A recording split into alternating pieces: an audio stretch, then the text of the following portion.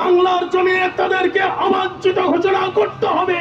যদি তাদেরকে অবাঞ্ছিত ঘোষণা না করা হয় তাহলে বাংলার 92% মুসলমান সংগ্রাম করে তুলে তাদেরকে বাংলার জমিনে অবাঞ্ছিত ঘোষণা করবে।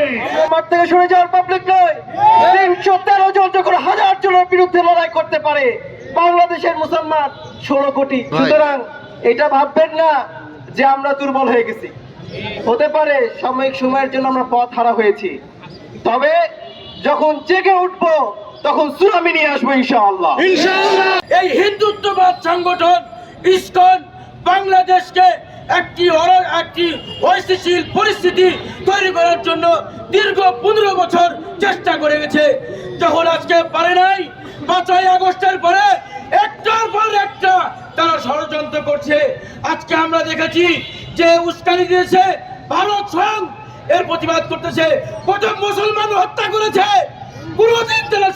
কোনদিন এর প্রতিবাদ করেনি। বাংলার জমিনে তাদেরকে অবাঞ্ছিত ঘোষণা করতে হবে। যদি তাদেরকে অবাঞ্ছিত ঘোষণা না করা হয় তাহলে বাংলার 92% মুসলমান সংগ্রাম করে তুলে তাদেরকে বাংলার জমিনে অবাঞ্ছিত ঘোষণা করবে। আপনারা জানেন 2021 সালে আমাদের হাজার হাজার ওলামায়ে কেরামকে গ্রেফতার করেছিল, তাদেরকে বেড়ি পরানো হয়েছিল, হাতে হ্যান্ডকাপ পরানো হয়েছিল, মাথায় হেলমেট পরানো হয়েছিল। এরপরেও আমরা তাদের সঙ্গে দেখা করার জন্য নমো নমো করে সালাম দেওয়ার জন্য চেয়েছিলাম, কিন্তু আমাদেরকে সালামটা পর্যন্ত দিতে দেওয়া হয়নি।